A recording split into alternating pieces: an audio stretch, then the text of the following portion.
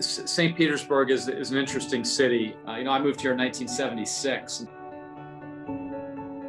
The very first concert that was held in Tropicana Field was a Billy Joel concert in March of 1990. I was 18 years old, and that was the very first concert I ever went to. And so I thought it was interesting that the city chose to build this ballpark, and yet they didn't even have a baseball team.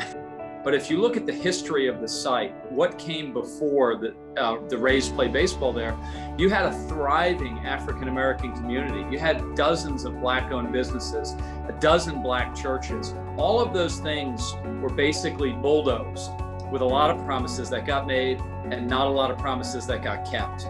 For years, those communities have been completely forgotten. The city of St. Petersburg raised the entire facility and built a ballpark. And that's it. And nothing's happened since. And so I think you've got to really start to tear down those man-made walls and really reconnect people together. And you do that by creating a sense of place and a sense of history.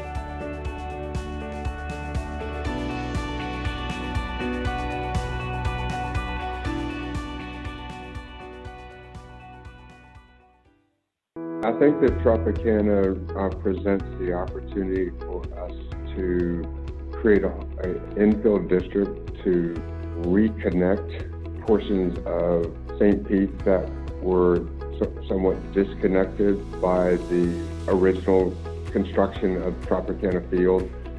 At the moment, we've done a master plan based on a sort of forward forecast of what we think the opportunity will be for the next 10 to 15 years. But we have done it with a urban grid platform that extends the urban grid in St. Pete.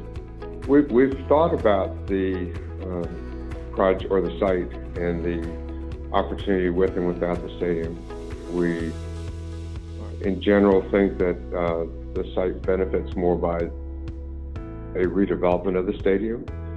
But the thinking relative to the planning was to locate the new stadium in a fashion that we could live with or without the stadium, that we could start the development, allow for the stadium to be relocated. You know, the good news about this site is that it's so big, right? You've got 86 acres. So there's room for everything that you want to do here. I think you can have a thriving arts district. You can have a thriving multifamily community. You can have a thriving community outreach-based program to teach and train people how to go from, education, workforce to gainful employment. The idea is to phase the development around the timing for the relocation of Tropicana Field. The first phase is really going to be mostly residential with ground floor retail. The idea is to locate the residential in the sort of northeast corner of the project, such that the only thing being disrupted with phase one is the parking lot, so that Tropicana could continue to operate while we do phase one. And then depending on the timing of a new stadium, then that would expand into the market district commercial. When the city laid out the 21 guiding principles about how we should think about development, the first thing we said was, we need to talk to the community. We need to get people engaged. And it's not just business leaders, it's community leaders, it's church leaders, it's government leaders, it's everybody that has a voice that wants it to be heard. It's one of the most important things we can do as a partner in this project. I think we offer the best of both worlds. We've seen a lot of different projects with a lot of different mixes of product.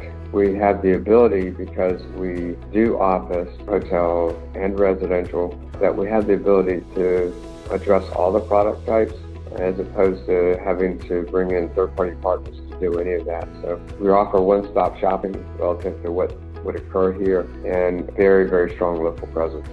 And it's not just about developing, another piece of property. You've got great partners, and we're here for the long haul.